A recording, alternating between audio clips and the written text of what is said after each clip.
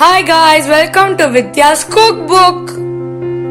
எல்லாரும் எப்படி இருக்கீங்க? நல்லா இருக்கீங்களா? போன வீடியோலாம் பார்த்துருந்தீங்களா? பிடிச்சிருந்ததா? இன்னைக்கு நம்ம பண்ண போறது ஹோட்டல் ஸ்டைல் உருளைக்கிழங்கு பொரி மசாலா. உருளைக்கிழங்கு வேக வச்சுட்டா இது ரொம்ப சீக்கிரமா முடிச்சிடலாம். வாங்க எப்படி பண்றதுன்ட்டு பார்க்கலாம். பூரி மசாலாக்கு தேவையான பொருட்கள் என்னென்னங்கிறது பார்க்கலாம் வாங்க. நான் ஒரு 6 பெரிய உருளைக்கிழங்கு எடுத்து வச்சிருக்கேன். அதை நல்லா வேக வச்சு இது மாதிரி நல்லா உரிச்சு நறுக்கி வச்சிருக்கேன். 3 பெரிய வெங்காயம் ஒன்னும் பாதியா கட் பண்ணிருக்கேன். காரத்துக்கு 3 பச்சை மிளகாய் கீறி வச்சிருக்கேன்.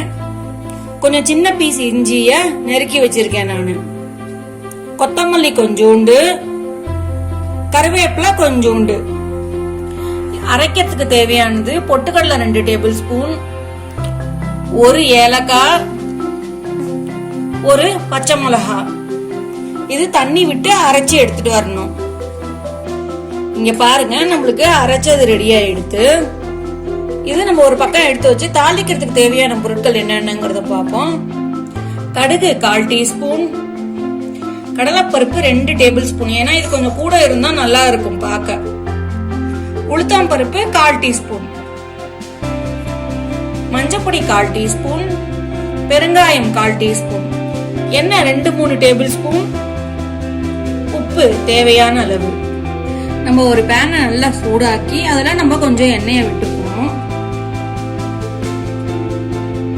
எண்ணெயை விட்டுக்கலாம். எண்ணெய் நல்லா காஞ்ச உடனே கடுகு, கடலைப்பருப்பு, கடலைப்பருப்பை ஒரு 2 செகண்ட் இப்படி வறுத்துப்போம். இப்போ உளுத்தம் பருப்பு போடலாம். இதுல இது கொஞ்சம் நல்லா பொன்னிறமான உடனே வெங்காயத்தை போடலாம். நல்லா பொன்னிறமாயிடுத்து. இப்ப நம்ம இதுல வெங்காயத்தை போடலாம். வெங்காயத்தோடைய இஞ்சி பச்சை மிளகாவையும் இதுல போட்டுடலாம். நம்ம இதை நம்ம நல்லா வதக்கிக்குவோம்.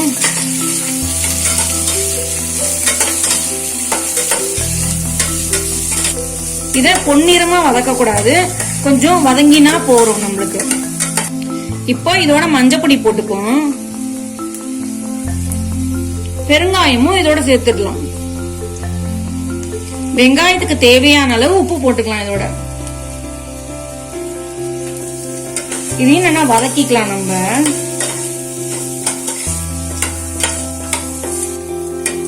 இது நல்லா நம்மளுக்கு வதங்கியாச்சு.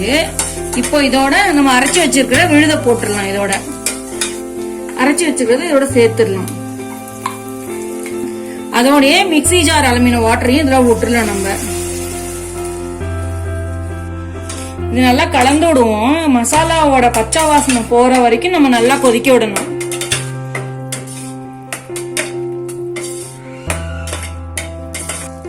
நம்மளுக்கு பச்சை வாசனை போக நல்லா கொதிச்சிருச்சு.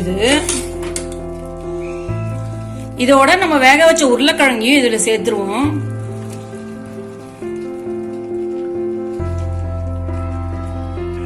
இத நம்ம நல்லா கலந்து விட்டுப்போம். நல்லா அப்படி மசிச்சு மசிச்சு கலந்து விட்டுக்கோங்க.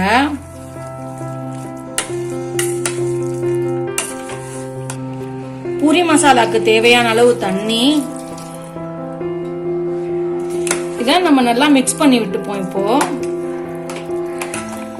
தண்ணி நீங்க கெட்டியா சாப்பிடுவீங்கன்னா கொஞ்சம் தண்ணி கம்மியா போட்டுக்கலாம். கொஞ்சம் நீர்க்க வேணும்னா தண்ணி நிறைய விட்டுக்கலாம். நம்மளுக்கு இது ஒரு மீடியம் ஃப்ளேம்ல நம்ம ஒரு 2 நிமிஷம் கொதிக்க வச்சா இது ரெடி ஆயிடுங்க. அதுக்குள்ள உப்பு போட்டுக்கலாம். நம்மளுக்கு இதுக்கு தேவையான அளவு உப்பு.